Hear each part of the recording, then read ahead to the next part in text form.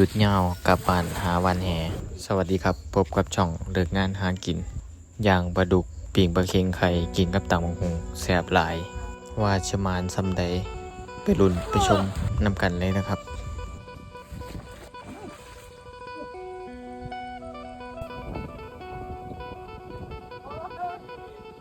ยอด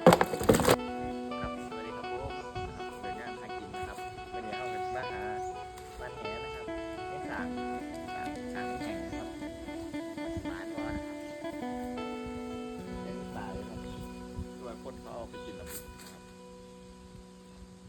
ครับเป็นวันหยุดยาวนะครับกระชูรุ่งงานอยู่ประมาณทางบ้านน่าจะหาอยู่ให้ครับ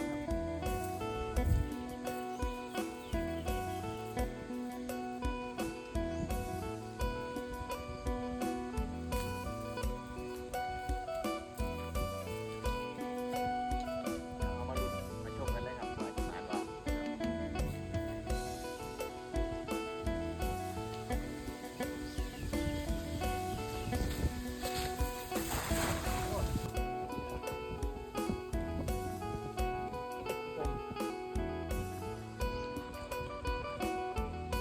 เลิกว่ะ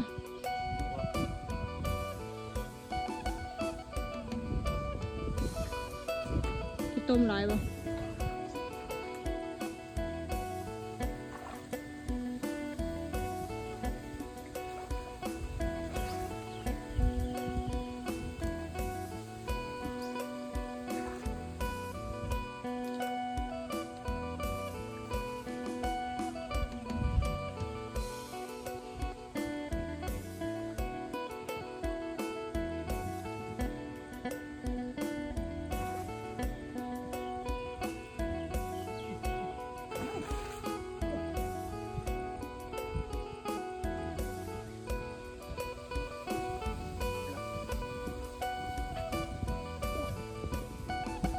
ได้ครับ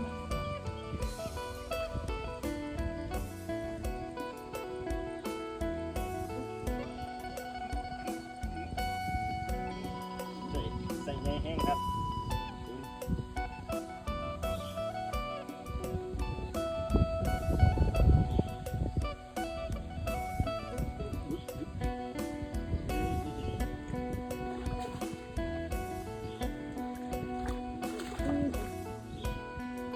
ใช้ว่ามัน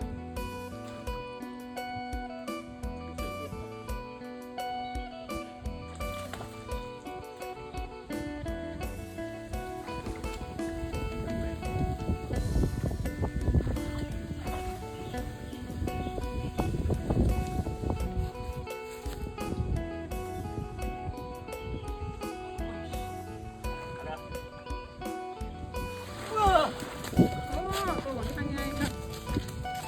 ขาวจั๊วะ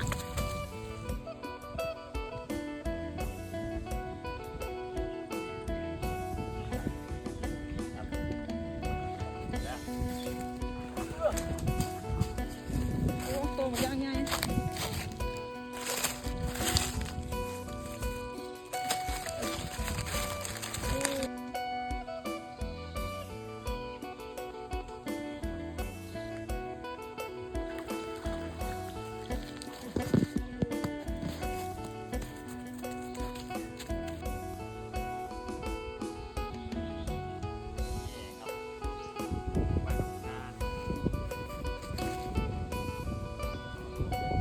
กระดูกอุยบ่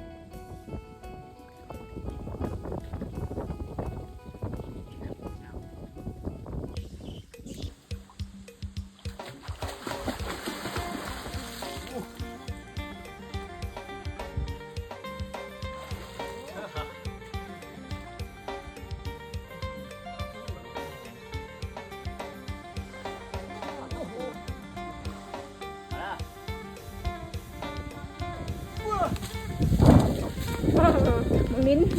ของลิ้นยัน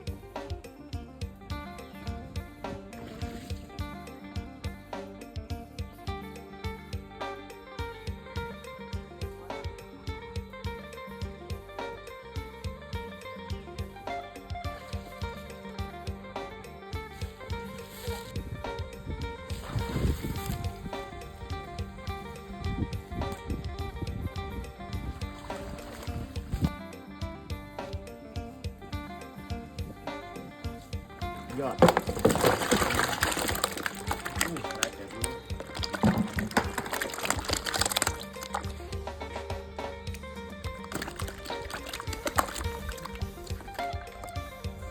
อย่างปลาเค็งไข่ปิงปลาดุกกินกับตำบักหุ่ง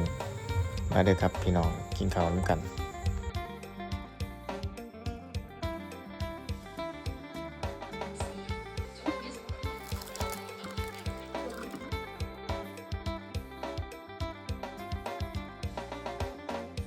ฝากกดไลค์เพื่อเป็นกำลังใจในการเห็นคลิปต่อ